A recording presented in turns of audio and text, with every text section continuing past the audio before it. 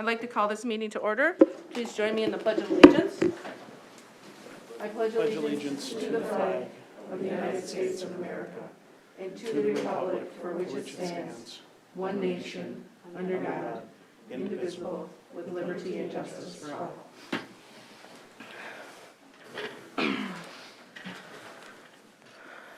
Okay, the roll call this evening, all members are present this evening. And first up will be the open forum. Michael's going to help me out and read. We do have one letter this evening.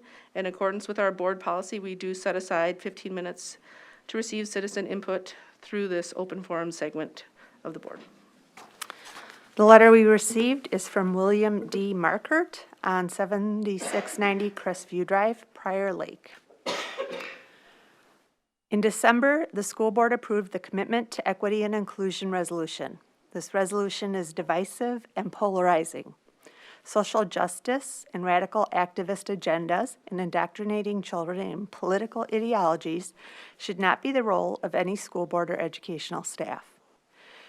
Even though the school board held sessions last year with a small group of individuals to develop the resolution, the school board did not invite the entire community of taxpayers who pay for educating children to any open meetings to discuss the resolution and its impact to the educational curriculum. In fact, something this divisive should have been put to a taxpayer vote to determine if taxpayers want to pay for actions taken as a result of adopting this resolution. A few weeks ago, I wrote to the school board and asked that they withdraw this resolution because of the harm it will inflict on educators and students. My request was denied. Therefore, I am requesting the school board be transparent with the taxpayers and address the following. Why didn't the school board solicit comments from all interested taxpayers related to this resolution versus the small group of people it unilaterally chose to develop it? Please post to the school board's website more detail as to what was discussed and/or decisions made at the school board's February 22nd, 2021 study session related to the meeting minute item labeled Discussion Regarding Equity and Inclusion and Building Cultural Bridges in Our Community. That was presented by Superintendent Stallo. Please post to the school board's website a detailed explanation of the training that the school board has already or will be asking all educators, school administration, and staff to attend related to this resolution, and confirm whether this training will be mandatory to maintain employment or whether it will be voluntary. Please post to the school board's website the amount of money the school board intends to spend and/or budget to implement any actions taken as a result from adopting this resolution, including the amount of money already spent. Please post to the school board's website a list of vendors and materials used or will be used associated with training educators, administration, staff, and students related to this resolution. Please post to the school board's website the action plans that have already been developed or will be developed related to this resolution and confirm the school board will keep taxpayers updated on the actions and results. And finally, please confirm or deny that the school board is contemplating or has already decided to use radical, quote, critical race theory, end quote, to train its educators, administration, staff, and children. Okay. Next up is the approval of the agenda. Do I have a motion to approve the agenda? So made. By Jonathan. Second? Second. Mary? Oh, you're so loud, Mary. Now I hear you very clear and clear. All right. This is a roll call. Jonathan? Aye. Enrique? Aye. Amy? Aye. Julie? Aye. Mary? Aye. Michael? Aye. Aye, that passes 7-0. The consent agenda. The consent agenda items are considered to be routine in nature and will be enacted by one motion. There'll be no separate discussion on these items unless a board member or citizen so requests. Do I have a motion to accept? Well, here, I'll tell you what's on them.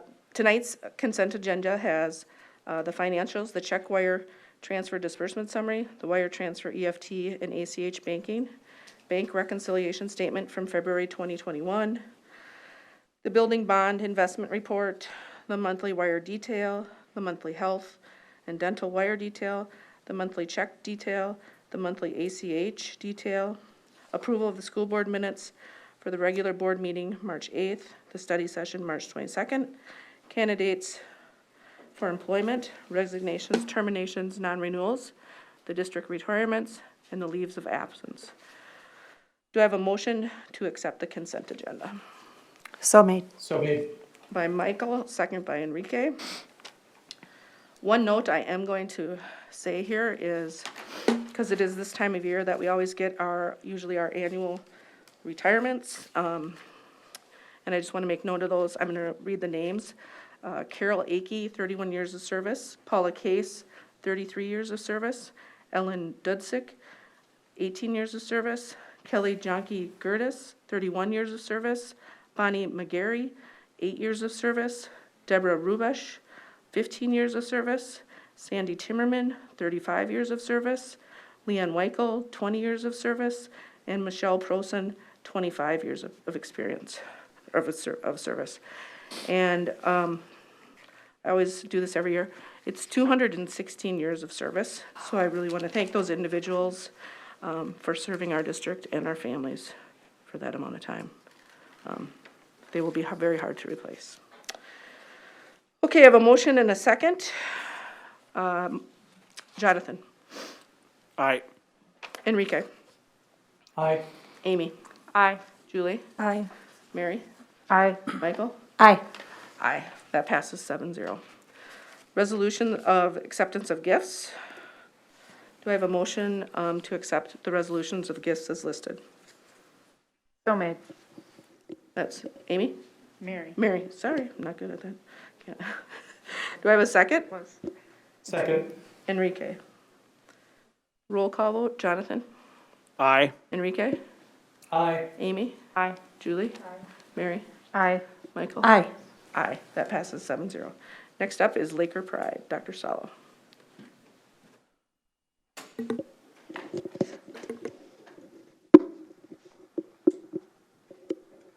We have a few guests this evening for Laker Pride. So as Redtail Ridge principal, Mrs. Barb Yetzer, makes her way to the podium, we have a team of students who are also going to be with us this evening. Do you want them turned toward you or toward me? Actually, we'd like them turned Turn to this you way. so that the camera can see them. Toward me?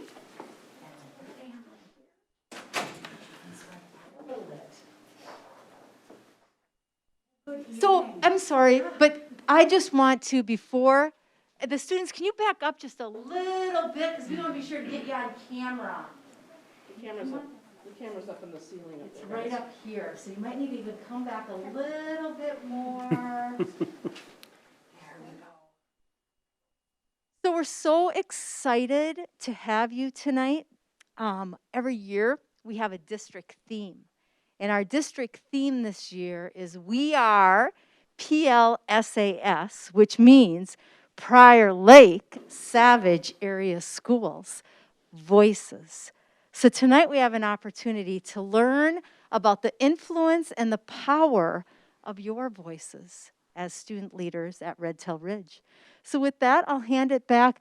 Ms. Yetzer, would you like to present and then we'll introduce the students? Yes, Perfect. That would be great. Perfect, thank you. We are so excited to be here tonight. I am very excited to be here to share with you something wonderful we've been doing at Redtail Ridge since our February readathon.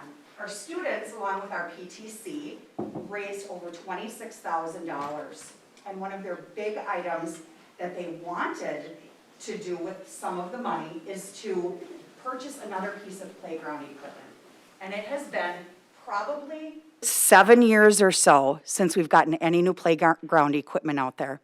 So what happened is Mr. Brandell, our Dean of Students, kind of got this group of students together. There's actually 16 students who became our Redtail Ridge Playground Committee Board of Trustees. And they've met several times since February.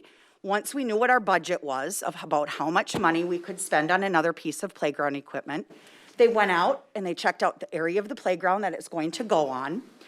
And They had packets. It was very, as you can see in the picture up there, it was, you know, very professional. They all had nameplates, and they had a packet of options and choices of playground equipment.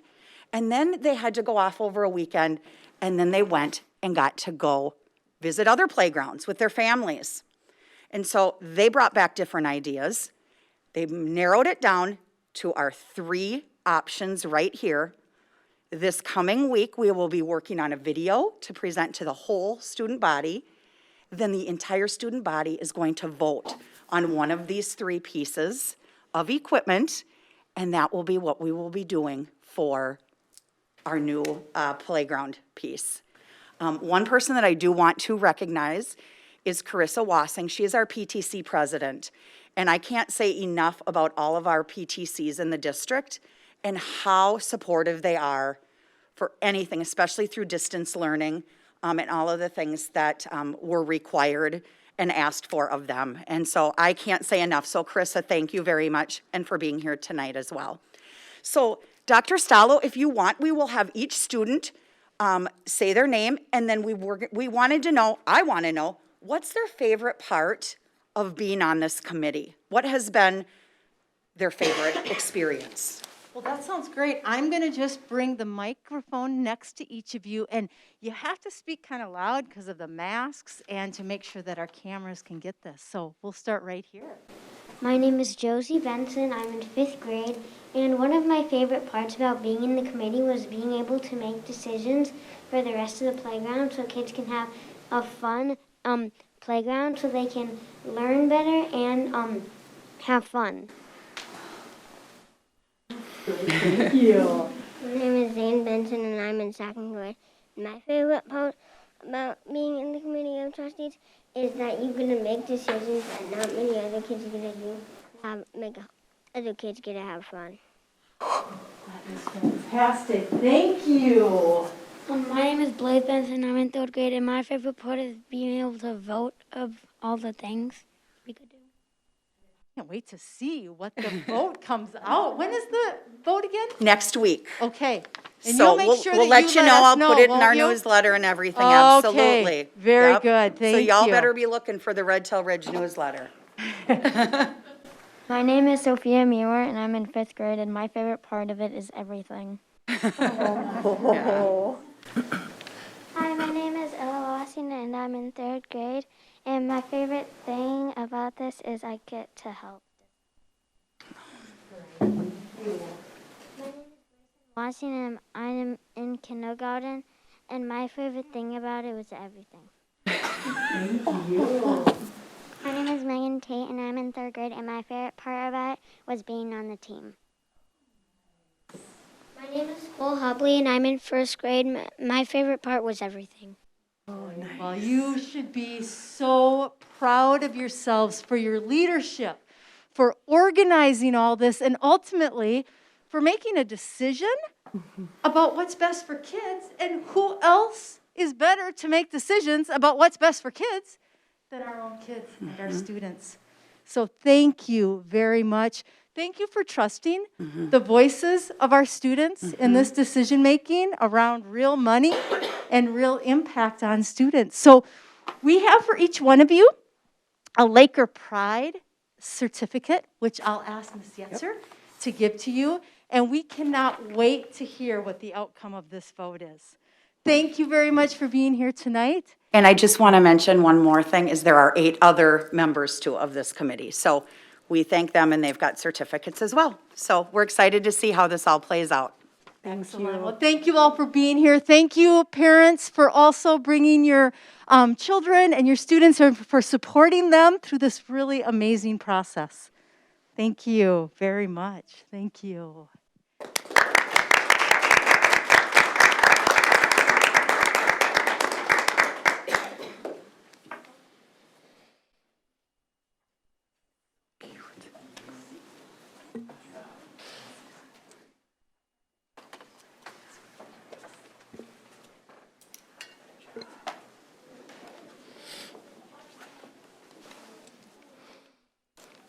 Okay.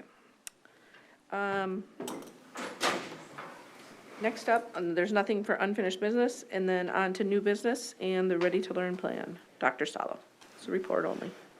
Excellent. Good evening, everyone. Thanks, board members, for allowing us an opportunity to share information with you. Our district COVID-19 coordinator, Joe Kabushik, and I are happy to be here tonight to provide an update on where we are with our Ready to Learn plan. Please know that the transition plan that you're going to see this evening is the same plan along the same timeline that we talked about and presented at the March 8th meeting. But there have been some things that have changed, although our plan hasn't changed. So we wanted to be sure to have an opportunity to share some updates with you. Some of the things that have changed since March 8th, and again, this plan was approved by our incident command team as well as our regional support team. Even knowing that some of the data has changed, it still is a plan that's supported at this point. We do know that cases in the county and in the state have increased, and we also know that the B117 variant is about 50 to 60% of the current cases are with that variant. We also know that there are more cases in student-age children. So one of the things that we really want to share, and Joe will share more of this in his portion of the presentation, is some of the important work that we continue to need to do with our families and partner with them to ensure that we can keep our kids in school, because this is a really exciting week as we are bringing back our secondary students to in-person. But we want to be sure that we can keep them in school. We want to be sure that we can keep our activities and athletics happening, especially some of our big deal things like prom, like the theater play that's coming forward, like some of the athletics and other activities, and graduation. So with that, I'll just remind you of the timeline that we have in front of us, again, at the secondary level. Today was a transition planning day for our staff, so students did not have school. We also had a COVID-19 testing day for our staff. Tomorrow, we will be administering the ACT for all of our juniors in person at Prior Lake High School. And because of that, we will have a distance learning day for our 6th, 7th, 8th, 9th, 10th, and 12th graders. And they'll begin quarter 4 then in distance learning. Wednesday was originally planned as a grading day. We always have that between quarters, and we're between that 3rd quarter and 4th quarter, so we maintain that date. And then secondary students will be back to 4 days in person learning on Thursday. So with that, I want to hand this over to Joe to continue going through some of the other information. Thanks, Joe. Thank you, Board Chair Ruel, Dr. Stallo, board members. As I go through this, some of this stuff will be a little bit of a review, but I think it's important for our families to hear this as we prepare to transition our secondary students back. First, talking about the Minnesota Safe Learning Plan, we know that there has been some changes to the learning plan throughout the year. In the beginning of the year, we were very much tied to those county numbers. As the year has gone on, that has been one of the changes that has happened. We continue to watch those county numbers, and I'll share those current numbers with you shortly, but it's really shifted away from that being the primary number to that being one of the numbers we look at, and they really want us focusing on our local numbers. And so we spend a lot of time each week looking at our case rates for our students and our staff weekly, and so I'll share those with you, and as far as updated numbers soon. People continue to ask now, and it's kind of a mind shift of, is there a hard, fast number? Is there a number that means you must make a change? And in the new Safe Learning Plan, the really only hard, fast number there is the 5% number, and that 5% number is in reference to if you have 5% of your student population that is out due to COVID-like symptoms as well as the influenza symptoms and illnesses. And so we are tracking our attendance as one of the other pieces that the Incident Command looks at on a weekly basis. What you see right here is something that can be found on our district dashboard. And what that is this shows the number of student and staff cases that we have each week. And so this was last updated just prior to spring break. As you can see, our staff numbers have remained pretty low for all of quarter 3. We're averaging about 1.5 to 2 cases a week for our staff. And obviously one of the key components to that is the vaccination piece that I'll talk about a little bit later. When it comes to our student cases, they have been varying each week, as high as 15 for 2 weeks in a row, as you can see in the middle there. And most recently, right before break, we ended at a number of 12.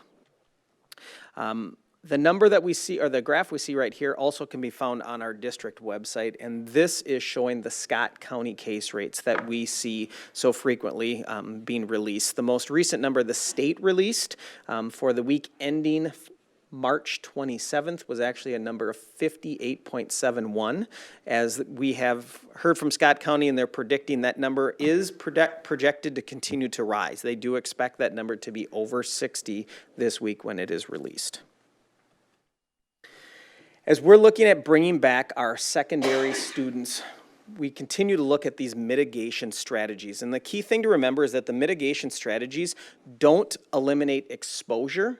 They are designed to minimize transmission. So we're trying to prevent the transmission of the virus between individuals in our building.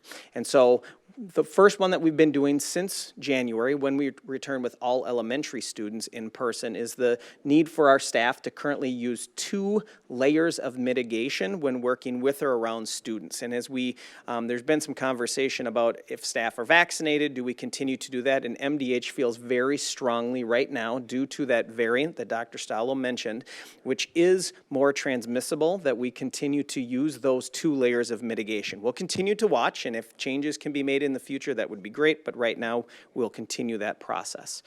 One of the things that changes significantly at the secondary level as we transition to bringing all secondary students back is our distancing. As we bring back all students, we'll be looking at using a 3-foot spacing as opposed to a 6-foot spacing between our students. One of the challenges of this is the fact that the definition of a close contact does not change. And so even though our students are sitting 3 feet away from each other, the definition of a close contact is still within 6 feet for more than 15 minutes. And so people need to understand that being back in school full time, if we have a positive case, it is going to lead to more close contacts. And contact tracing is something that's going to take significant time. As we look at the secondary level, and we have 6 class periods that those students are sitting in, we'll be looking at seating charts for all of those spaces, their seating charts at lunch, bus, if it is something that the student uses, to try to identify those close contacts. And so because that number is going to be larger, we are going to be utilizing some different ways of notifying our families. And so we'll be using our school messenger as a way to communicate with those families where the student is truly a close contact. We want to make sure that those families are notified right away if it's a situation where they need to come pick the student up, or to let families know if they're a high school student, they may be driving home, but we want them to know right away that their child was identified as a close contact and that they would need to quarantine. As we look at that quarantine, one of the pieces we had shared with you last time was the fact that we are allowing that shortened 10-day quarantine. And again, the 10-day quarantine we are using for a couple of reasons. First and foremost, we want our students in the building. And so we are looking at our specific data to see the students that we have needed to quarantine, what were the rates at which they ended up testing positive or not. That was a big role that we looked at.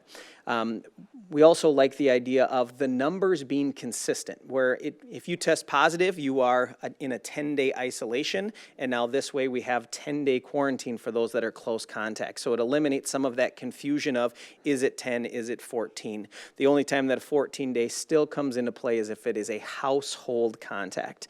And our nurses are doing a fabulous job of reaching out to families and having these conversations. But I would say if there's one ask I have of families is to please understand, as frustrating as it is when you receive that phone call from school saying that your child is going to have to stay home because they need to quarantine, we need to understand that the nurses are doing exactly what they are asked to do. They're following the MDH expectations and mandates of the quarantine. And I know, because I've had conversations with parents too, and it's mostly frustration, but please, we ask that you work with our staff as we work our way through this process. As I mentioned earlier, vaccinations have been a huge piece that we've been continuing to work with. All of our staff have had the opportunity to receive a vaccination. Some of them are still working their way through that because they needed to delay their vaccination for a variety of reasons. But since we last spoke, the state of Minnesota has now opened up vaccinations to all Minnesotans 16 years and older. That means that we now have a large number of high school students who are vaccine eligible. We are currently working with Scott County to see if we can work a partnership with them, similar to what they did with our staff, to see if we can figure out a way to provide access for our students 16 years and older for vaccinations. And so hopefully we'll have more information on that soon. We still continue to test our staff. That is an option that all staff have. I know that we had staff participating in that process today as we return back from spring break. That was available to all of our staff in each building. And as we've mentioned before, there are opportunities in the community for students and families to test through various community resources.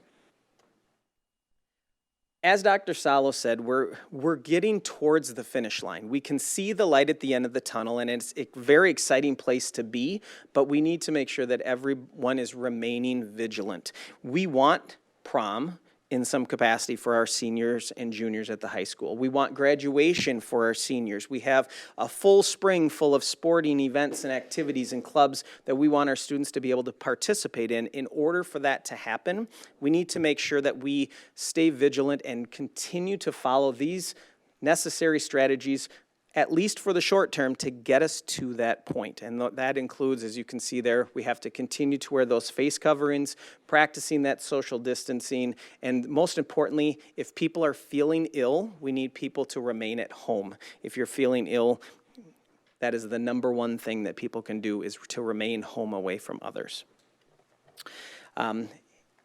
Lastly, we're continuing to monitor the numbers at the local level. As I said, that's one of the key pieces we're using to try to help us determine what's going on in our schools and what we should continue to do.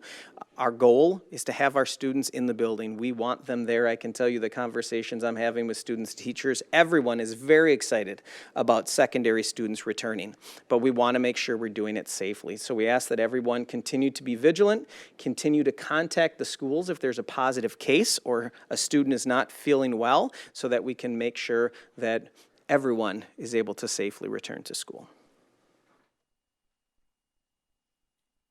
Thanks, Joe. Any questions at all?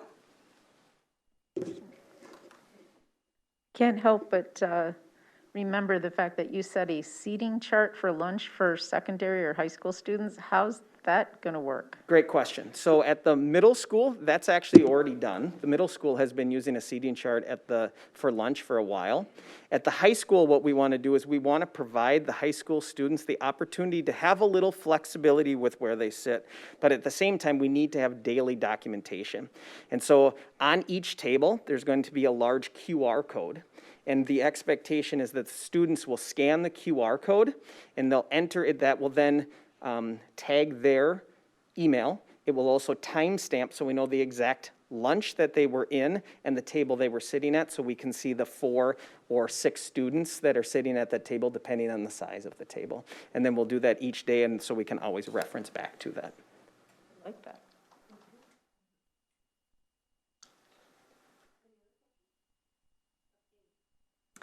Thank you for the update.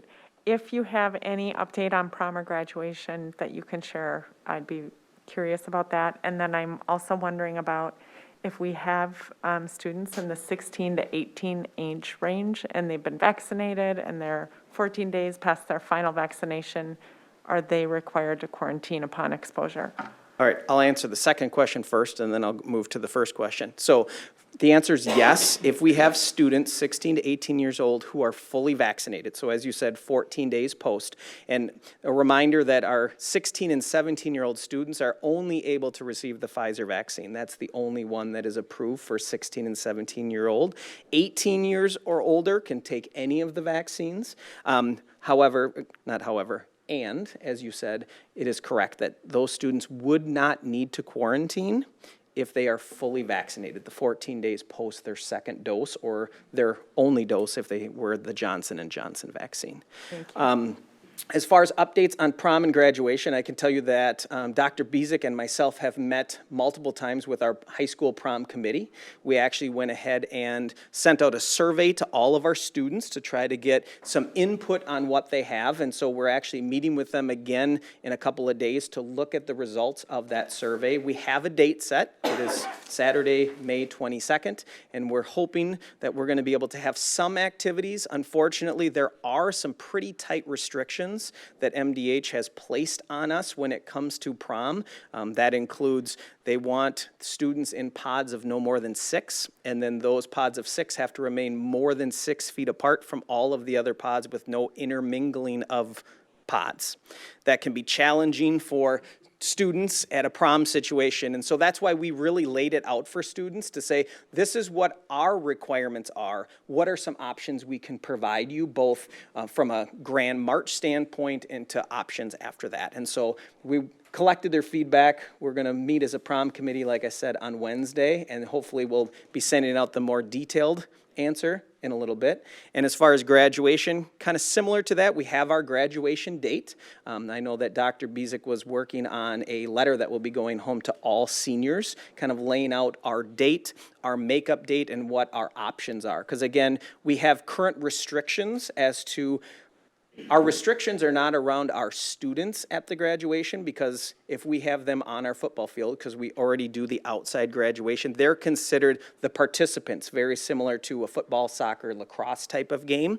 It's the spectator piece, and we're really trying to work our way through the number of spectators that we would be able to have at that. And we also know that's not until June 11th.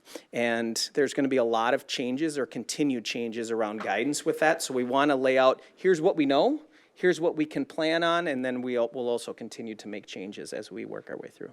Thank you. Yep. Other questions? Thanks, Joe. Next up is the 21-22 online provider application. Dr. Stallo. Excellent, thank you again. Since the beginning of the pandemic and really throughout the 2020-2021 school year, the district has been in the planning stages of working with the Minnesota Department of Education to become an online provider to offer elementary and secondary courses and curricula to students. We now, in December, we were provided formal communication to the MDE and official notification from them of our intention to become an online provider. And the MDE has accepted that notification, and we've been working in partnership with them on the application process. As part of the application process, we do need to seek board approval to complete the application process and then submit the completed application to MDE, and that's almost ready to go. This is one of those final steps of this. Pending the MDE's approval, then, we can continue to work through some of those logistics in terms of if there's interest and if we're able to offer an online experience, a continued distance and learning experience for our students. What's important to note is, along with this, in the legislation right now is still the possibility of offering districts the flexibility to continue to provide distance learning as we currently are, or in some format that works for districts moving forward. We're hoping we have that flexibility, because that allows us to lean into some of the work that we've done this year that has worked really well. And there are some differences with being an online provider that would be barriers to some of that. So we wanted to be sure that we were in a position, however, to have that opportunity to provide that, again, if there's interest as we move forward. So this evening, I am seeking board approval for us to complete the application process and submit that to MDE, and we would be submitting that very shortly.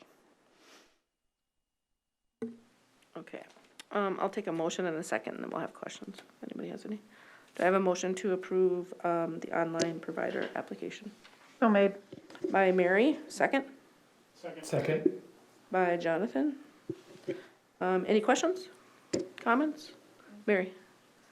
So we're asking, and this is just my concern here, because obviously there's a lot of online providers right now that have a specific curriculum, and other schools have already applied for that prior to the pandemic. But it looks like we're probably not the only school that's going out there and asking for them to amend those current rules to continue going with what actually was happening by default through no fault of our own or whatever for the past year. Do you know if they gave any indication, if they do approve our application, this will be temporary because of the circumstances?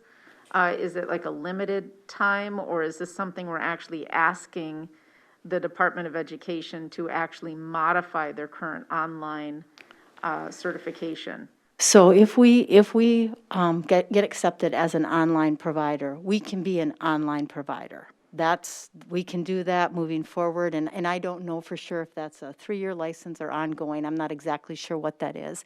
In terms of if the legislators make a motion to allow us to continue being in distance learning, I'm anticipating that would just be for a 1 year. So ideally, the legislators allow us to continue the flexibility of distance learning, and we get approval for the online provider. That would allow us more time after this 1 year of maintaining or continuing with distance learning to see what else we want to have in place as an option for our families moving forward. You know, just a kid, and I know that they've been talking about this. Is there actually a bill out there where they're Yeah. trying to do this just for the next year? The flexibility of that, I think it's within the summer school bill, and with that Okay. flexibility, yep. Okay, thank you. And certainly, Board, if you approve this request, once we know more about what next year looks like, we certainly will be bringing that back to you. And we've got a lot of work to do to see, first of all, will there be any interest? And then we'll have to look at what we're able to and what we want to do in order for that to happen. Well, and I know, like, prior to the pandemic, we were obviously thinking about, Yep. thinking about doing this too as well. So really, what we're approving is just for us to be an online provider based on what MDE, right now, their normal formal application. And then whatever they give us for guidance is basically what we're gonna, obviously, whatever we're gonna have to do. So whether, I know when we talked about this earlier, I know we want to be able to have as much flexibility as we can on our end and run it very similar to what we've done this past year to give kids options. Right, and it does look a little different. Being an approved online provider, there are restrictions to what we're doing right now. So yes, what you're approving tonight is for us to submit the application. The application that we are bringing forward is for our elementary. It is comprehensive, so it would look very similar to the Distance Learning Academy that we have right now. And again, that's going to be needing to take a look to make sure we have whatever that minimum number amount is, at multi-age if need be. So there's a lot of things to be considered. But the elementary portion of this would look very similar to the Digital Learning Academy that we have, the Distance Learning Academy. The secondary component is just some courses. It's not all of our courses that could be done in an online format. It's supplemental. The elementary is comprehensive. So it would supplement some of their courses. Again, that's different than what we're currently doing right now.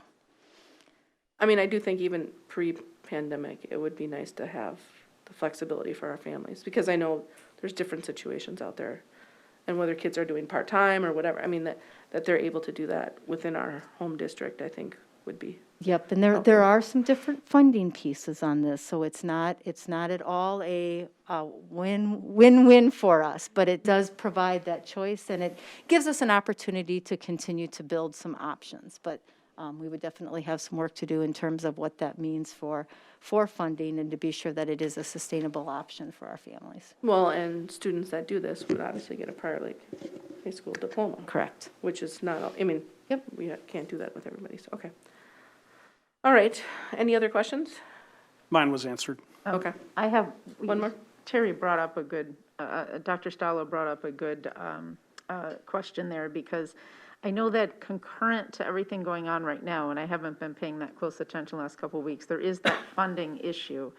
And I know that we are lobbying, and a lot of people are lobbying to not have a differentiation in the funding per pupil, whether they're online or in person. Is there any status on that right now? Not that I'm aware of. Julie, do you know anything? Yeah, I have not heard any changes with that. Okay, thank you. Okay, any other questions? Okay, we have a motion and a second. Roll call vote, Jonathan? Aye. Enrique? Aye. Amy? Aye. Julie? Aye. Mary? Aye. Michael? Aye, that passes 7-0. All right, next up is our budget adjustment recommendation. All right. Hello again, board members. Thank you very much. Tonight, we are going to be bringing forward the results of the budget adjustment process in which we have been engaged. So on the, oh, I'm sorry, Jim, we're going to pull that up. Thank you. Perfect. The outcomes this evening are that we will bring forward the recommendations for the $2 million budget adjustment target that the board directed us to do and seek action from the board on the proposal. The priority of our budget work is always to align our resources to our strategic plan as we seek to provide an excellent education focused on the work associated with our strategic directions, which ultimately help ensure that our mission is realized by all of our students. While the formal timeline of the budget reduction process began in February, there was certainly much work that has been done throughout the past year to plan for and prepare for the current year budget as well as planning for next year's budget. As you can see on the timeline that you've seen multiple times now, tonight really is the end of this process as we seek action from the board and then continue to build forward our budget. As an overview, we engaged in this budget adjustment process to help ensure financial stability and over the next 2 years, solve for a $4 million budget deficit. The board provided direction for a $2 million budget adjustment as we determine the 2021-22 budget. This will spend down our fund balance to approximately 8.5%, which is within but at the lower end of the 8 to 12% fund balance policy. As part of the budget adjustment process, we wanted to ensure that we gathered multiple stakeholder input from across the district. We did this through 2 primary steps. First of all, principals, site leaders, and department leaders hosted a staff meeting where the budget information from the February 22nd board study session was shared. After those meetings, all staff members were invited to submit budget adjustment ideas, which were collected across the district. Once the initial input opportunity was closed, the data and ideas were desegregated by each school as well as some departments and the district service center. Principals and then other program and department leaders then met with their building instructional leadership teams, their team leads, or at the DSC departments to review district ideas and those ideas that came specifically from their buildings or departments. They discussed ideas and then collaboratively submitted the ideas each team prioritized and felt was best to come forward again. In the initial process, inviting all staff members to have an opportunity for input, we received 198 total responses. This slide shows the breakdown of what % of the overall responses came from each building or department. And you can see some buildings had a lot of responses, others had fewer. But we wanted to just get a sense of where the responses as we compiled district-wide responses came throughout the district.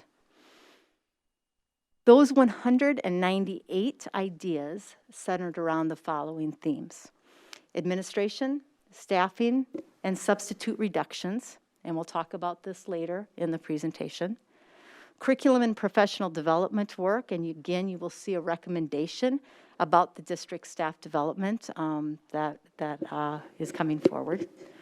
Early retirement incentives, we reviewed this concept, and it wasn't feasible for us to consider this idea this year.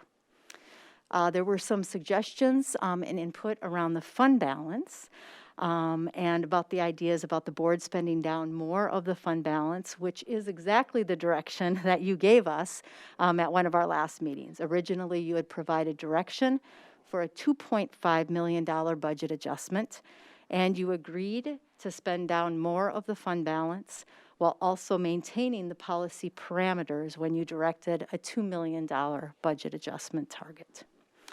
Printing, software, waste reduction, and transportation were also some ideas that came forward, and we spent a lot of time reviewing printers and printing, and again, determined at this point that while you will not see any of these ideas reflected in these recommendations, we do have work to do, and we want to continue to do that work as we look to cost save and be more paper light, reducing the number of copies that we use throughout the district to better align with our district being an E-STEM district. Technology levy, there were several ideas submitted about going to our community with a technology levy or a capital projects for technology request to help ensure stable funding for student technology, health and safety, staffing, infrastructure. And we'll be discussing this at our finance, facilities, and long-range planning meeting next week, and then continuing that conversation with the full board. There were also some ideas that came forward about implementing a 4-day week with 1 day a week in distance learning. This idea was not something that I entertained. I do not believe it's best for students, nor will it be a significant cost saver. Additionally, administrators didn't support it, and I did not. I was rather confident that this would not be the direction of the board or our families as well. But I wanted you to get a sense of the multitude of ideas and the themes that came forward from those responses. So after reviewing the input, working through the process, costing, analysis, and impact, tonight I'm recommending the following budget adjustments. I want to thank everyone who contributed to the process throughout, and also those who shared their perspectives with us between the presentation on the initial budget recommendations and tonight. I want folks to know we certainly value perspective, and we know that these are very difficult decisions to make and impact people in very real and different ways. So first of all, the first thing that you'll see here is our SR2 Federal Funds. As part of our budget adjustment, we will use these SR Federal Funds, which are one-time dollars. It's a one-time funding source. We'll use this as part of our budget adjustment. The original estimated allocation for the SR2 funds was $772,000. So that was the amount that came forward in the previous presentation. The actual allocation that we will be provided is $683,546. The next thing is the annual right sizing of staff to enrollment, and Jim is going to speak to this a little bit more later in the presentation, but you can see the 10.2 FTE there. Administrative reductions. I am recommending the elimination of the assistant superintendent position, as well as a 1-year hold on the hiring of the activities director. This will not be a reduction in activities and athletics, but a reduction to the high school administrative team. I've asked Joe Kabushik to assume the roles and responsibilities of the activities director and to work with interim activities director Beth Fuller and the activities department to continue to advance the excellent work that they are doing in terms of programming and opportunities for our students. In terms of achievement and integration, as you recall, we did levy for an additional $400,000 of achievement and integration dollars or revenue. Our plan is to use these dollars to support translation improvements and access to information for our students and our families. Additionally, we will use some of these new funds to advance our equity and inclusion work through a new equity leadership position. We're in the process of reviewing job descriptions, roles and responsibilities, researching and visiting with other districts to determine what would be best for our district. Additionally, we are using some of the new revenue to help offset a portion of the salaries of our elementary deans. The work of our deans help us reach our attendance goals, student achievement and development goals, gap closing goals, and academic goals as part of our achievement and integration plan. I would assume that in May, we will come forward to the board with a job description for that equity and inclusion position. Going to the next slide, because we did not spend as much as we had anticipated in our district staff development this year. We're recommending to use, again, as one-time funds in our district staff development to support portions of salaries and benefits from some of the staff who provide these supports across the district. And then the last recommendation is Prior Lake High School is going to collaborate and work with Human Resources to pilot support and supervision differently for substitute teachers. Again, in addition to realizing a cost savings, this is a direction that we had talked about pursuing over the last couple of the years, and we believe that, especially after this year, our students and staff have some flexibility that we can do some things differently with that. I do want to remind you that we also did originally have a recommendation regarding some efficiencies and with some technology and software. And because of the feedback of board members, I have eliminated that recommendation moving forward. So with that, it really concludes the budget recommendations. I'm going to ask Executive Director of Human Resources, Jim Quorum, to share some additional staffing information. And then we're certainly happy to answer any questions that you have. After board action this evening, we will then communicate with staff tomorrow, depending upon the outcome of this meeting. So with that, Jim, I'll hand it over to you. Thank you. Okay. And this is something that you've all seen before, and I think we just wanted to emphasize this one more time, that when we went through the process and we came up with that 10.2, a large majority of that, 7.2 of that came from the elementary. So the whole point of this graph is to continue to show that we were really right-sizing. We weren't in a budget cut mode in the sense that we were having people take on more responsibilities than they normally would, that this is about a student to teacher ratio, and using the elementary as an example, because secondary would be very similar. It's to show that after the right sizing based upon the current numbers, as the board gave us parameters to work within, the current numbers, that average class size in the elementary has remained, like I usually say, boringly flat over the last number of years, which shows that you've been, the staffing patterns have been right for a long time in trying to maintain that consistent average class size in the elementary. So. Okay. Let's, anybody have any questions? We can go with questions first. Anybody? Mary, go ahead.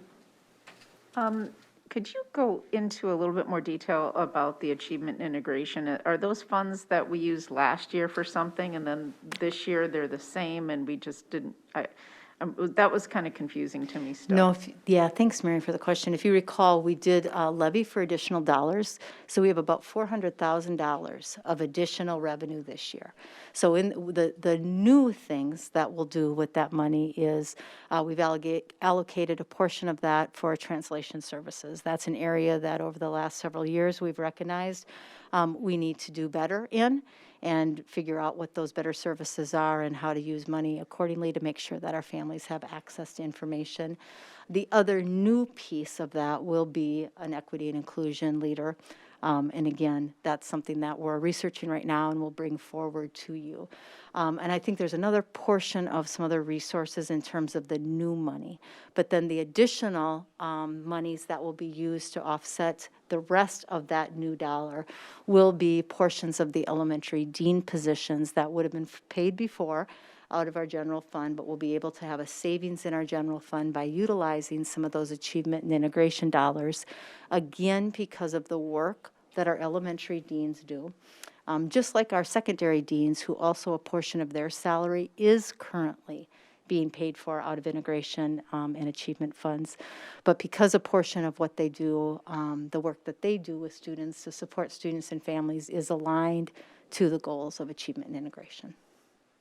Achievement integration is considered a restricted fund. We can't just use it for anything, right? Thank Could you you. go into the Yep. restrictions of how it's supposed to be used? Because otherwise it kind of sounds like we're hiring new as we're going through these reductions, and I'm just trying to Yep. make sure that everyone understands that. So one of the things that we have to do each year is we have to submit a plan to MDE aligned to our achievement and integration dollars. And that really is about, closing gaps and advancing achievement, looking at attendance, to make sure that, that we're supporting students and their families as they're moving forward. But you're right, Mary, those funds have to be used aligned to those achievement and integration dollars or goals that we establish.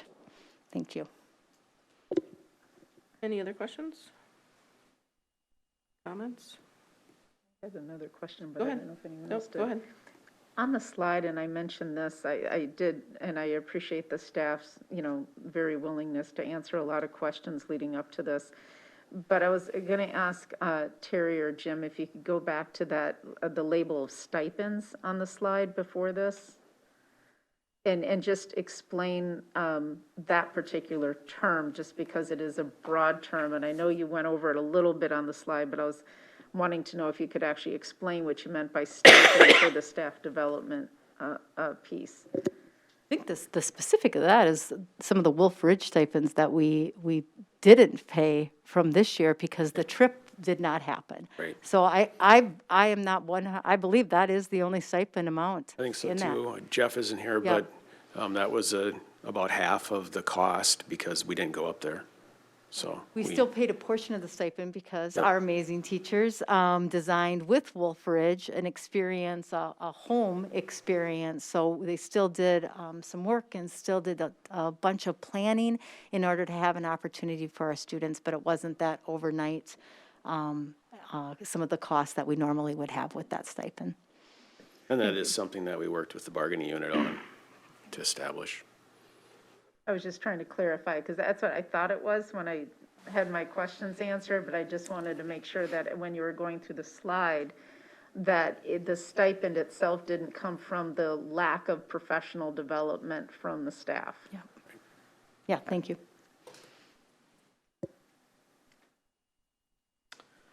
Okay. Jonathan? Just a comment, this is everybody's least favorite part of their job, without a doubt. And so I'm grateful to the effort. We have had a minimal impact to our classrooms, and that is something that we asked you for, and so we appreciate that.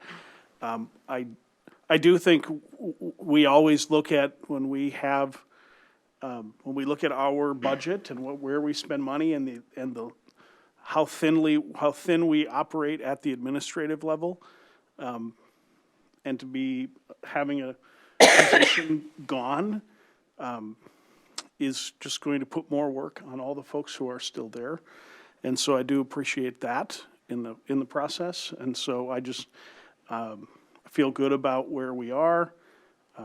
Hopefully, we can recover and be in a better situation when we're having this conversation next spring.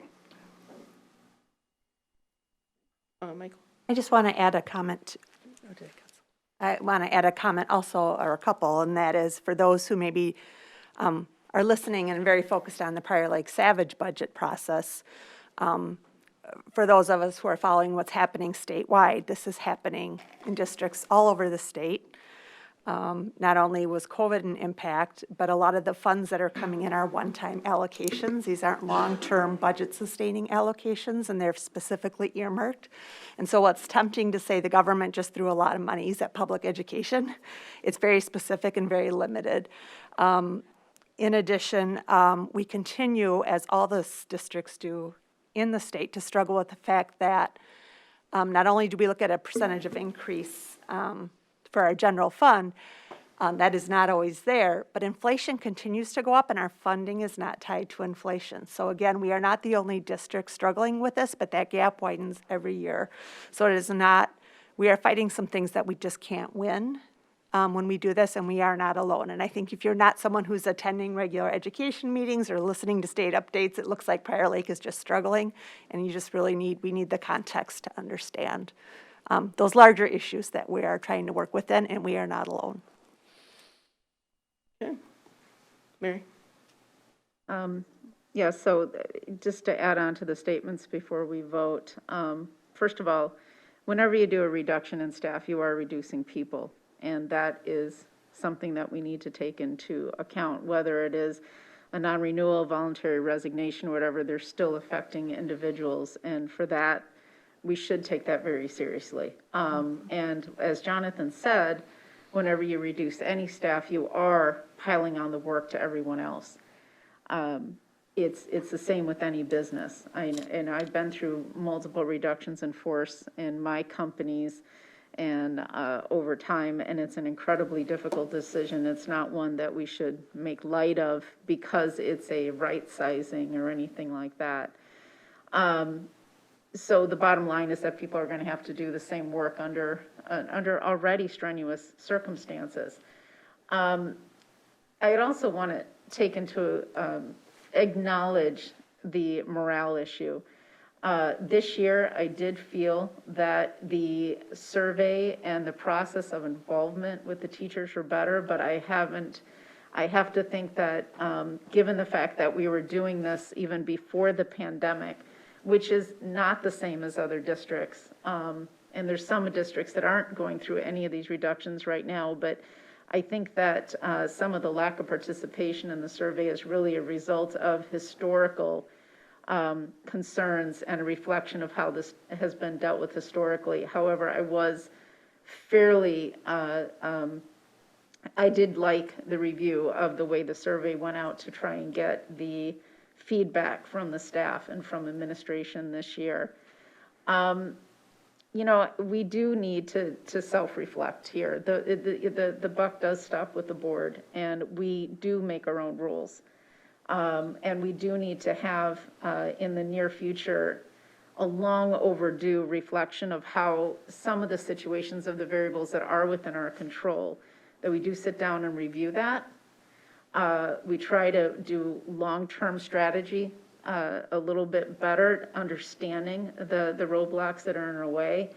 And, you know, we try to teach our students that about critical thinking. And I think this is a teachable moment for ourselves as a board. The other thing is that, first of all, I just want to say that last year, I didn't vote for the reduction simply because I didn't think we had exhausted all options, and this year I think we did. I'm happy that we included administration in it. That's something that we asked for last year and didn't happen, and this year it did happen, and I appreciate the sacrifices that are being made.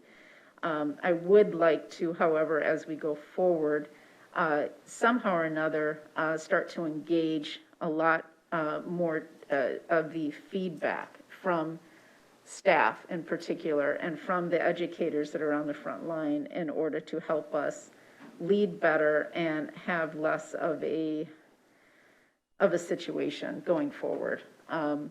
We have some options that we could have done coming into this that didn't occur, like a tech levy.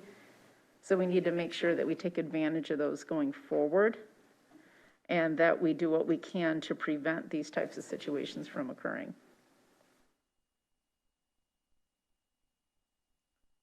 Okay, anyone else? I'll just make a couple comments. I very much appreciated the process. I think it was comprehensive and thorough, and I think we were clear in our direction with the cuts with administration, so I think that's been echoed by everyone that's commented so far, and I appreciate that. I do know, there are people, I think as everyone's pretty much said, behind each and every one of these decisions, which makes it incredibly difficult. A lot of people who have served the district for many years. And so I just want to recognize that. And lastly, I'd say as far as engaging others, I'm going to look to the finance group on that. I think that was one of the recommendations coming forward out of the beginning of the year when we talked about, I think it's important that we hear from educators that are in the system, but I also think it's important that we hear from our public and getting community more engaged around how funding works for our schools, what it means, and what these decisions at a state level mean to districts. I think the vast majority of districts are in very much similar situation as us, and it's been expounded because of the pandemic. We wouldn't have been in this situation if we didn't have a pandemic. I don't think we were right on target as of, June, July last year. So, I just, this is, I've been sitting here for 11 years. It's not unique. This is a bigger problem than Prior Lake Savage, but we are forced to deal with it. And so I do agree that we're going to have more conversations around funding, a tech levy or whatever, operating capital, and I think that's, been talked about already. So we do have to use more of our mechanisms to be able to fund education. Okay, with that being said, I'm going to look for a motion and a second to approve the budget adjustment recommendation. Do I have a I motion? think you have the motion. No, I actually did discussion first. Okay. Do I have a motion? So moved. By Michael, second. Second. By Enrique. The roll call vote. Jonathan. Aye. Enrique. Aye. Amy. Aye. Julie. Aye. Mary. Aye. Michael. Aye. Aye. That passes 7-0. Okay, personnel items. Jim. All right, Chair Ruel, board members, Superintendent Stallo, on that list of not favorite things to do. Another one of those is then the actions required based upon the vote you just took. And so I have several of those items tonight. And so I'll go through each of them and try to provide some context around them before the vote. The first one is the list of non-renewals. Non-renewals can happen for various reasons. It can be because of licensure. It can be because of proposed reductions. It could be for performance. It could be various reasons why staff are non-renewed. These are probationary teachers, which means normally it's in their first 3 years of teaching. That requires action by you, but does not require resolution by you. So the first one is a comprehensive list of all of our licensed non-renewal recommendations, and I bring them forward to you, and I would say that this is one of the most difficult things, I think, for HR folks to do. My staff takes it very seriously and ensures that it is as accurate as it possibly can be, and that we do it with a sense of respect for the people that are going to be affected, their livelihoods affected by this. So we take that very seriously, and I commend my staff for the efforts they've done in the last couple of weeks to get this just as absolute right as we possibly can. So I bring that list forward to you for your approval. Okay. Do I have a motion to approve the probationary non-renewals as listed? So made. By Jonathan, second. Second. By Amy. Any comments or questions? Yep.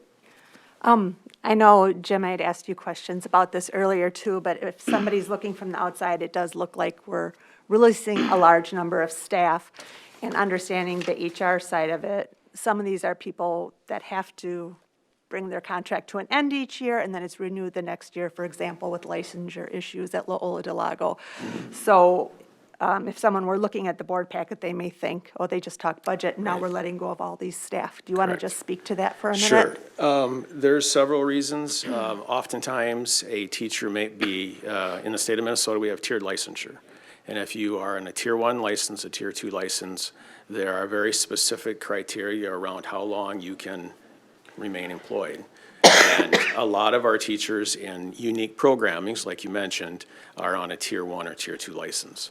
That requires us to non-renew because it's only good for a year. It's very specific to that position in that building at that grade level, whatever we posted for, it's good for that year.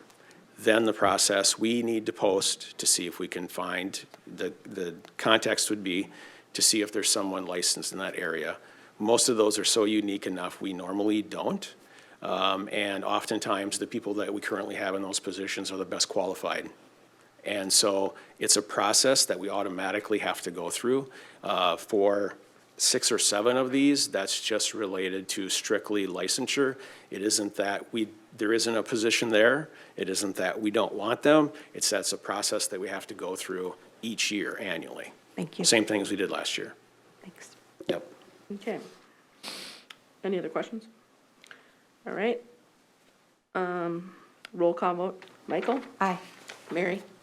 Aye. Julie? Aye. Amy? Aye. Enrique? Aye. Jonathan? Aye. Aye. That passes 7-0. The first resolution to bring forward is the resolution reducing and discontinuing programs and positions. This is a required resolution that anytime we have staff who are tenured, would be affected by any reductions that we're doing. You would need to bring that forward as a reduction in either programs or a discontinuation of a position. There would be 2 positions affected by that. Because we do have one, both individuals have continuing contract status, therefore action would have to be taken on both of them. So the first resolution is about actually reducing the position or the program. Okay. This would require it to be read and a roll call vote. Yep. So the way this presents, it says the board member's name. So I'm going to take the motion and the second first, and then I'll read the resolution. Board members, you see the resolution in your packet.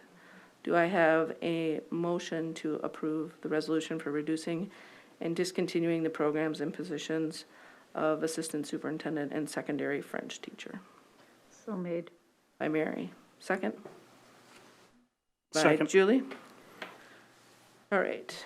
Board Member France introduced the following resolution and moved its adoption. Be it resolved by the School Board of Independent District 719 as follows, that the following programs and positions or portion thereof be discontinued. 1, Assistant Superintendent, 1.0 FTE, and 2, the secondary French teacher reduced from 1.0 to 0.6 FTE. That is the resolution. And we have a motion and a second. This is a roll call vote. Jonathan? Aye. Enrique? Aye. Amy? Aye. Julie? Aye. Mary? Aye. Michael? Aye.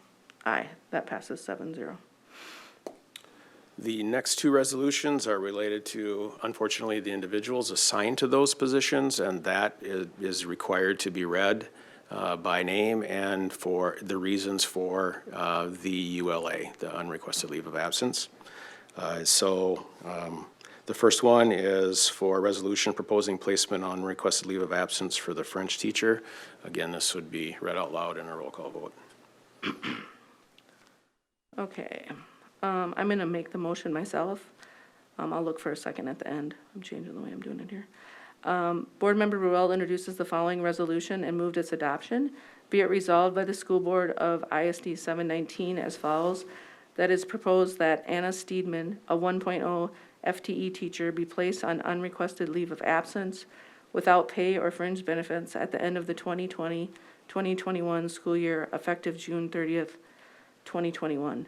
Said action is taken in accordance with the 2019-21 collective bargaining agreement between the district and the PLSCA and pursuant to Minnesota Statute 122A.40 sub 10. The grounds for this action is as follows. A lack of pupils. B, financial limitations. C, discontinuance of position, namely a 0.4 FTE French teaching position. I have a motion. Do I have a second? Second. By Amy. Any questions or comments? Okay, this is a roll call vote. Jonathan? Aye. Enrique? Aye. Amy? Aye. Julie? Aye. Mary? Aye. Michael? Aye. Aye. That passes 7-0. And the final resolution is proposing placement on unrequested leave of absence for the assistant superintendent. Okay, I will motion this one. Board Member Ruel introduces the following resolution and moves its adoption. Be it resolved by the School Board of ISD 719 as follows, that it is proposed that Jeffrey Holmberg, a 1.0 FTE assistant superintendent be placed on unrequested leave of absence without pay or fringe benefits at the end of 2020-2021 year effective June 30th, 2021. Said action is taken in accordance with the 2020 through 2022 collective bargaining agreement between the district and the Prior Lake Savage Administrators Association and pursuant to Minnesota Statute 122A.4.0, subordinate 10, I think. The grounds for this action are as follows: A, financial limitations; B, discontinuance of position, namely a 1.0 FTE assistant superintendent. Be it further resolved, the notice of proposed placement on unrequested leave, together with a copy of this resolution, be forwarded to Mr. Holmberg. Be it further resolved that Mr. Holmberg be notified of the offer to be employed effective July 1st, 2021 in the Director of Teaching and Learning position pursuant to the wages and benefits applicable to that position. Mr. Holmberg shall have until May 15th, 2021 to accept or reject employment in that position. I have a motion. Do I have a second? Second. Second. Who was that second over there? Mary? Enrique? Mary? Did you? Yeah, Mary. Okay, that's the second. This is a roll call vote. Michael? Aye. Mary? Aye. Julie? Aye. Amy? Aye. Enrique? Aye. Jonathan? Aye. Aye. That passes 7-0. Okay. On to the next one. We have two final agreements for the 2022 terms and conditions and negotiating season, if you want to think of it that way.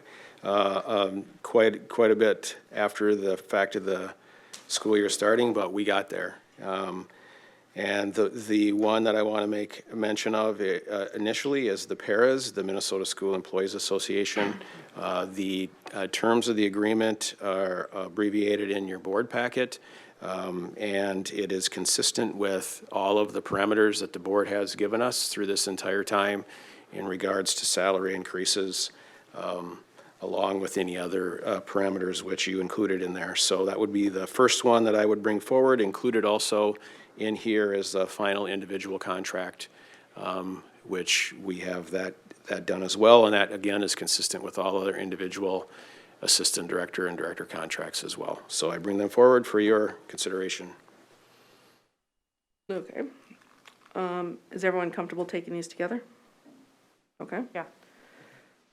All right. I'm looking for a motion to approve the recommendation below for the Minnesota School Employees Association and the contract for that, as well as the contract for the Assistant Director of Operations and Transportation, as listed in your packet. Do I have a motion? So made. So made. By Mary, second by Enrique. Any comments or questions? Okay, seeing none. Roll call vote. Jonathan? Aye. Enrique? Aye. Amy? Aye. Julie? Aye. Mary? Aye. Michael? Aye. Aye. That passes 7-0. Is the next one insurance? Yes, I don't have the, okay. it is insurance. On behalf of Julie and myself, we're bringing forward the recommendation for the increase to medical and dental rates. Our consultant, One Digital, has worked with us, and we are going to continue with Preferred One as our insurance carrier for health insurance.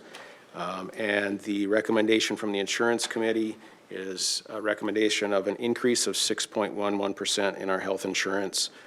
We feel comfortable with that increase, and that'll keep us healthy as a district, as a self-insured district going forward, as we continue to look at other options related to plan design change, possibly sometime in the future. And a 0% increase in dental, that one remains the same, so that's always good. Okay. Julie, anything else? Okay. Oh, do I have a motion to approve? Then we'll take questions. So made. By Jonathan, second. Second. Amy? Any comments or questions? Go ahead, Mary. That was a decrease from an original estimate of 12%. Was that just negotiation, or did we gain or win any We had, we were on a trajectory, and Julie, jump in we were sort of on a trajectory where we were spending, we were depleting things rather quickly, and that leveled off by the time I think they looked at best and final as far as in the RFP process, and that made a difference. So we had an estimate that when we worked with our consultant originally seemed reasonable, and by the time it got around to the RFP process and the best and final, it had dropped about half of what we estimated it to be. So that's a good thing. Our concern would be going forward if, as this pandemic continues, if part of ours is large spend individuals, that's making a difference right now, but other than that, the rest of it is kind of on par. I mean, we're kind of spending where we should be at this point, but there were some really heavy months towards the end of the calendar year. There was no change in the formulary, no change in, okay, so everything else remained consistent, and Yep. they brought it down just because The net benefit impact level, was yep, going to be less. the benefit level remains exactly the same. We are outside of this increase, we are looking at some other sub-programs within there as far as pharmaceuticals or whatever, where we aren't changing benefit, it's just how they're doing it, whether it's mail order or whatever, that is actually going to gain us some costs. And our hope is that those additional savings on those programs will begin to increase our reserve. Okay. Any other questions? Okay, seeing none, we have a motion and a second. Michael? Aye. Mary? Aye. Julie? Aye. Amy? Aye. Enrique? Aye. Jonathan? Aye. Aye, that passes 7-0. Thanks, Jim. Okay, we have a series of proclamations here coming up. I'll be reading these, so bear with me. Volunteer Appreciation Week. Whereas Volunteer Appreciation Week offers the opportunity to recognize and to thank public school volunteers who contribute unselfishly to the success of Prior Lake Savage area students, teaching and support staff, and the goals of public education. And whereas parental and community involvement is a significant factor in the quality of our schools and the success of our students. And whereas we appreciate the dedicated volunteers who give their time and talent to assist professional educators and support staff. And whereas volunteers reflect the highest values of our society and become role models for students by demonstrating an interest in education. And whereas volunteers are called upon to assist teachers and staff with day-to-day activities involved in providing a balanced education for our students, and an important part of a team that strives to ensure that each and every one of our students succeeds. And whereas it is fitting to support the goals of this observance, as when parents, schools, and communities work together in preparing today's students for tomorrow's world. There it be resolved, the school board recognizes the week of April 19th through the 23rd, 2021 as Volunteer Appreciation Week. All right. Martha, I forget. Do we have to approve this? I was going to say, I just read these, don't I? Okay. So thank you, volunteers. Next up would be the Child Nutrition Week. And that proclamation is Child Nutrition Employee Week. Whereas nutritious meals at school are an essential part of the school day, and whereas the staff of this district's school meals and nutrition department are committed to providing healthful and nutritious meals to the district's children, and whereas the men and women who prepare and serve school meals help nurture our children through their daily interaction and support, and whereas the week of April 26th through April 30th, 2021 is Child Nutrition Employee Week. So we thank them and recognize them. And lastly, and not least, of course, is our proclamation for the National Teacher Appreciation Week. And this proclamation is thank you, teachers. Whereas teachers make public schools great, and whereas teachers work to open students' minds to ideas, knowledge, and dreams, and whereas teachers keep American democracy alive by laying the foundation for good citizenship, and whereas teachers fill many roles as listeners, explorers, role models, motivators, and mentors, and whereas teachers continue to influence us long after our school days our only memories. Now therefore, the School Board of Prior Lake Savage Area Schools do hereby proclaim the week of May 3rd through the 7th as National Teacher Appreciation Week, with the designation of Tuesday, May 4th, 2021 to be National Teacher Appreciation Day within the Prior Lake Savage Area District. And we thank them very much for their efforts. Next up is policy, and it's a first reading of some policies. Go ahead, Dr. Salo. Yep, thank you very much. Board members, we had a chance, these first four, we had a chance to discuss, review, and have some discussion around at the March 22nd board study session, but we'll bring them forward again this evening in case there's any additional information you'd like us to gather or questions that you might have. The first one, 511, is the student fundraising. You'll note that there are very few changes to the actual policy. There was a change that we discussed 2 weeks ago, eliminating the call out of a report by the superintendent to the school board annually on the fundraisers. We do track those and we do maintain records of those. The practice has not been to do a formal report, so for discussion purposes, I brought that forward to eliminate that from the policy since we weren't doing it, and we discussed that a bit. And I don't know if you have any other questions about that one or not. Is there any other questions? Go ahead, Mary. First of all, I have no problem with the policy or the changes. I just wanted one thing that I forgot to ask last time, and that was, does the program administrator for the fundraising activity have to be a school district employee? I thought so, but I didn't see it defined here, so that's what I was questioning. Just trying to think if there's a case that it's not. Julie, do you? They don't need to be employees? They do need to be employees. I thought that they did. Yeah, Thanks, Julie. okay. So, yeah, they do need to be employees. Okay, any other questions? Okay, so otherwise that one will move forward. Okay, very good. 516 is student medication. Again, some minor changes. We do have an addition of part of the Minnesota statute on possession and use of sunscreen that we have added on there. I know there were some questions last week around that, and actually our historian, our resident historian, provided me, as I look at Martha Walls, provided me some information that this actually conversation goes back over 20 years around an incident that occurred. So we are recommending the piece of the statute be in this policy. Okay. Questions on that? Any questions on the addition or anything there? All right. Moving on to policy 518, DNR, DNI orders. I don't believe there were any changes noted on that. Nope. Okay. Doesn't look like it.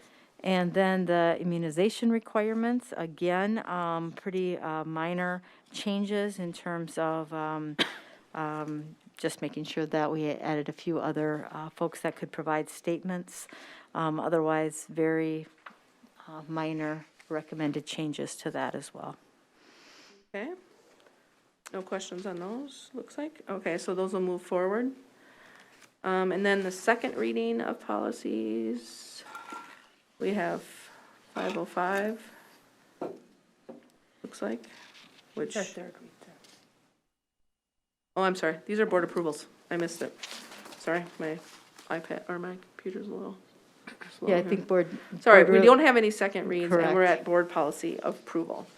So we have 505, which is the student enrollment. Oh, it's actually, it's called, on our packet, it's student entrance requirements, and on here it's student enrollment requirements. There's a difference in the wording. Martha, I don't know if you see that. I mean, I'm just looking at board book, it says student 505. Ours say 505 is student Enrollment. entrance, and then 509 is student, and it was enrollment. Yeah, so I'm just clarifying. No, the description and it says student enrollment requirements for 505, but on the actual Packet. attachment, it says student entrance. So we just, So it's enrollment? It's entrance. Okay, so I'm getting student entrance. Okay, so we have 505 student entrance requirement is how that'll read. I don't think there was anything on that. 509, nothing there as well. I'm just wondering if we can take these in a chunk, people? That's what I'm looking for. Any guidance from anyone? 524. That one has a few changes I think we've talked about already. Long here, that's a long one. 525.1. Is everyone comfortable doing all these at once? We good with that? Good? I'm looking for head nods. Okay. So, do I have a motion to accept 505, 509, 524, 525, and 525.1? Do you have a motion? So made. By Michael, second. Second. Amy? Yep. Any comments or questions? All right, seeing none. Jonathan? Aye. Enrique? Aye. Amy? Aye. Julie? Aye. Mary? Aye. Michael? Aye. Aye, that passes 7-0. And now on to administrative reports. Dr. Salo, Superintendent. Thank you. At Prior Lake Savage Area Schools, our mission is to educate all learners to reach their full potential as contributing and productive members of our ever-changing global community. And our collective work is focused on achieving that mission. And tonight I'd like to highlight some of the work in which we've been engaged. First of all, a bit of a legislative update. The E12 education finance bills were released last week.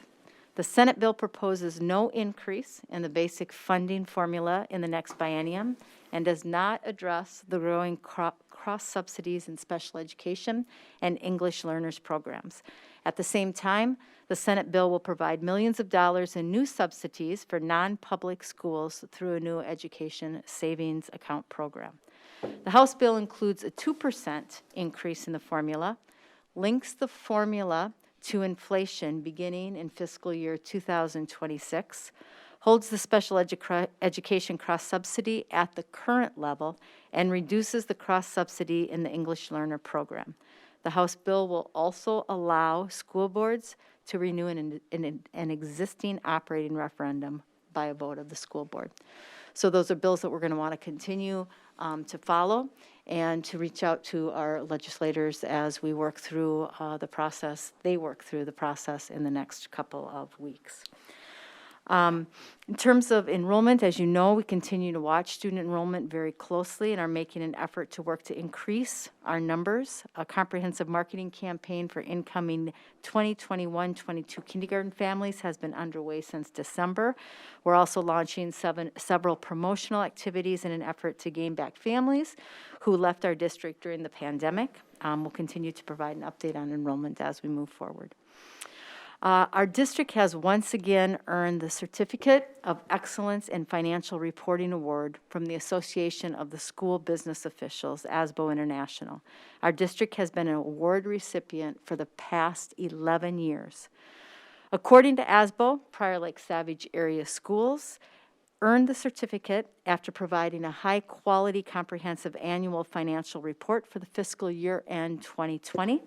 This award represents a significant achievement and reflects our commitment to transparency and high-quality financial reporting. Attainment of the certificate signifies that the district has met the level of excellence required by ASBO, and it's a testament to the integrity and the technical competence of the Prior Lake Savage Area Schools business staff. I want to congratulate Executive Director of Business Services, Julie Sink, and her entire business office staff on, again, achieving this high-level award. Thank you, Julie. Our crisis community response team will be gathering on April 21st for our annual tabletop training exercise. This involves our administrative team, some of our support staff, the board chair, and our public safety partners. due to the pandemic. We were not able to get together in 2020. And therefore, this year's exercise will look slightly different than the past years. Barring any changes that need to be made due to the pandemic, our plan at this point is to conduct a refresher training course related to Incident Command System that helps guide our emergency response.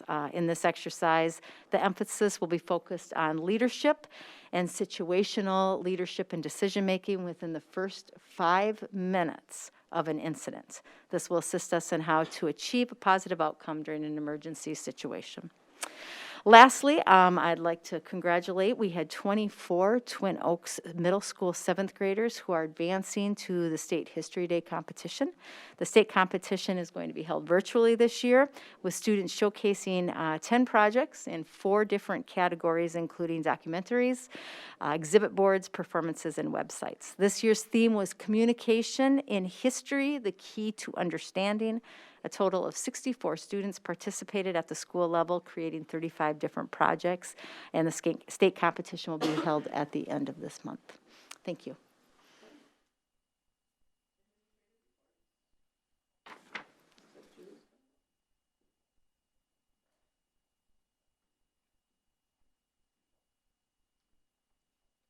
Good evening. I've been sitting in the back. It's unusual for me not to be up here talking to all the boards. I felt like I had to. We do have a little bit of an update on enrollment. As Dr. Stallo had indicated, our enrollment continues to decline. It's faster than we would like to see it. We lost 26 students in the month of March, mainly at our high school, but we're still continuing to lose at our elementary and middle schools. And so currently we're below our projected enrollment numbers by about 7 students. And if that number continues, we may really want to relook at what our number is for next year for enrollment and how we're going to look at that. And so. Can I just ask, did you say we're below, what was the number? We projected 8,668 students. We're at 8,661. There were 7 students, okay. Did I say 8, 7? No, I think you did say 7, I just wasn't hearing very well. Okay. And so we are, watching it closely. I'm not really sure. I expect it at the high school level. I'm not really expecting it at our middle and elementary. And so it has a lot, I know, to do with the pandemic and how people are viewing all of the, everything that happens. And so it's each individual family's choice and how they're dealing with that. And as much as we're trying to provide those opportunities for our children, they are really, it's their value of whatever it is for their family. We also are receiving, I should talk a little bit about kindergarten enrollment. We're doing really well with our kindergarten open enrollment. That's about the same as it was last year for kindergarten. However, our resident is still lagging about 25 students behind. And I just don't know if they're just continuing to wait to see what happens. But that number's really been consistent for the last few months. So even though we're gaining some students in kindergarten, it's still lagging about those 25 students. And then we are receiving some additional ESSER funds, SR2 funds. We are expecting, I shouldn't say expecting, but right now they're showing that we would receive about a little over $1.7 million in SR2 funds. That was 1.7? 1.7. 20% of those funds have to be restricted for learning loss, and so we'll be looking at that. I would guess that we may not get quite $1.7 million for that. I believe that is still based on 2019 numbers instead of 2020. And so if they change that to 2020, those numbers will go down, similar as to our SR2 funds have been reduced. We get very little funds compared to some other districts surrounding us. Again, it's just really based on our Title I student count. And so when they look at that, it is really based on those numbers. And so even though our counts didn't go down, if others changed, it really changes throughout all of the schools. So some schools will go up and some will go down. But right now, it shows that we're slated to get the $1.7 million. They have 60 days to disperse that. once the state education agency receives the funding. In contrast to SR2 funds, they have a year to give us those funds. So it's very odd how that's been slated to be dispersed to school districts. But I do still expect that we'll get SR2 funds sometime after June 30th, sometime in July. Julie, was that estimated as part of our budget to begin with? Going Not into this? the 1.7. Not the 1.7, so that's in addition to what we, But there are stipulations on how we can spend those funds. I understand that. I was just wondering if it was It'll be a included. little bit harder to supplant. We would be able to supplant some of that. I think it's really going to depend on what those requirements for next year will be for the school year. If there's PPE requirements, if there's different continued requirements, that may be something that we'll have a need for. But I would say we'd need to wait and see how we need to spend those funds if we have requirements. Are we still getting federal funds for the lunch programs, even though we're back in, how does that work? Right now, the federal program continues until September 30th. And so we continue to offer free meals to everyone until September 30th. Unless the legislature again changes that. There are bills out there right now for free lunches. I'm not really sure how that will be handled in the future. But we have that has just recently been extended to that September 30th. And I believe that is to make sure that we start getting those applications in for free and reduced lunch. Okay. Thank you. Any other administrative reports? Okay, board reports. Let's start with Abby. Gotta get this to work first.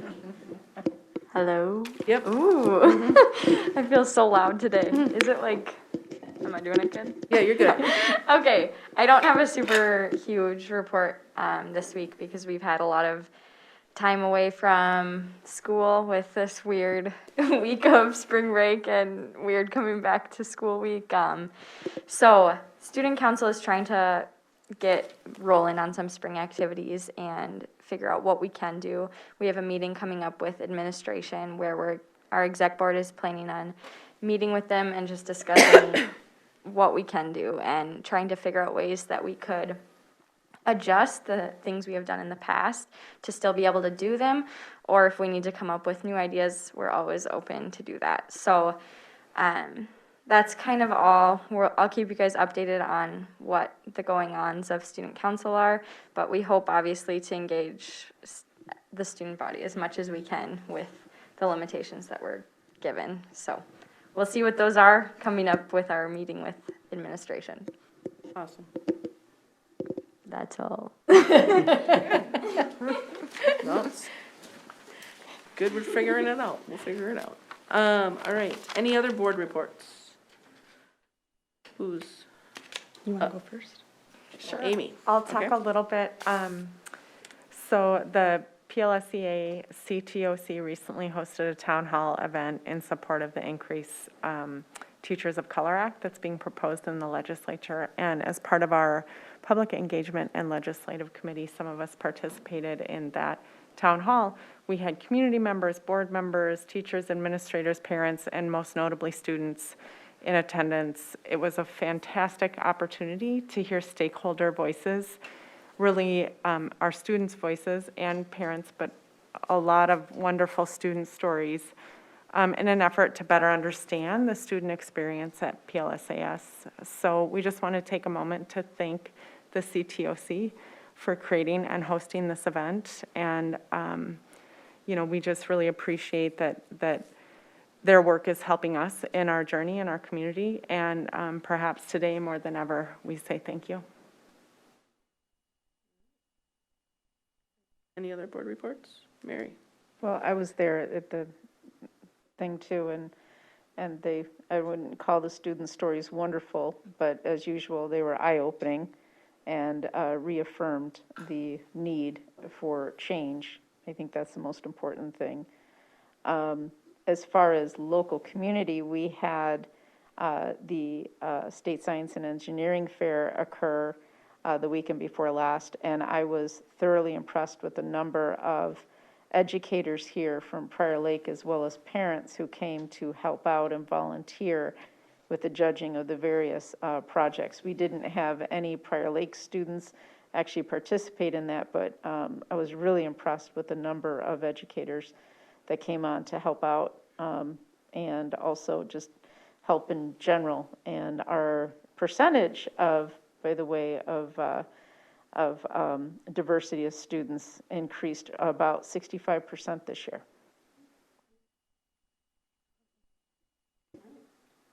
Michael? You know. We had an AMSD meeting on Friday morning. Dr. Stallo and Stacy were there as well. They had two legislators served as guests with significant education experience, Representative Lisa DeMuth and Representative Cedric Frazier. And in addition, Peter Leatherman of Morris Leatherman presented to the group. He shared an overview of their most recent public opinion survey, which was entitled Light at the End of the Tunnel. So it was interesting to hear that public feedback. The Public Engagement and Legislative Committee, the legislative piece, I just sort of want to follow what Dr. Stallo said. Our committee has been following the bills as they go, and now that the two major E12 education bills have been put forth by the House and the Senate, they are, as she mentioned, miles apart. Typically, in the spring, our committee would go on behalf of the board to the state capitol, visit with our legislators, and talk about how those bills would directly impact our district. We're unable to do that this spring, so we will be sending email letters to our legislators addressing the bills and specifically how they do or do not support our board-approved legislative platform. So just so that you know we're following up, they do need to hear our voices. And then I would just like to echo the comments of my fellow board members who attended the virtual town hall on March 23rd about the Increased Teachers of Color Act. And again, thank our Teachers of Coalition, or our Coalition of Teachers of Color for supporting and hosting and putting a panel together that elevated voices and especially those student voices. The more we can hear from our students, the better we can respond in terms of the actions we take. I do want to point out and thank the CTOC because in addition to this work, they have been working hard in providing resources to our staff, to the teachers, much needed and very timely, and have been stepping up as leaders in our community as well. And several members of the CTOC were key members in the stakeholder group that helped create our board-approved resolution committing to equity and inclusion. And we developed that to not only raise our awareness, but also to increase our commitment to actions that will support all the learners in our district. So we want to thank the CTOC for all of the work they're doing there, and also acknowledge that many of them may be struggling more today than they were a few days ago. And to know that their voices matter, and the voices of the students they elevated mattered as well. Okay, any other board reports? Jonathan, Enrique? Nothing of note. Okay. All right. I think we are at future events. Future events are as follows. No school, K through 12 staff workday, April 14th. Volunteer Appreciation Week, April 19th to the 23rd. Administrative Professional Days, April 21st. Child Nutrition Employee Appreciation Week, April 26th through the 30th. And then the school board study session will be April 26th at 6 o'clock. With that, I'll look for a motion to adjourn. So made. That was Mary. Second. Any second? So made. By Julie.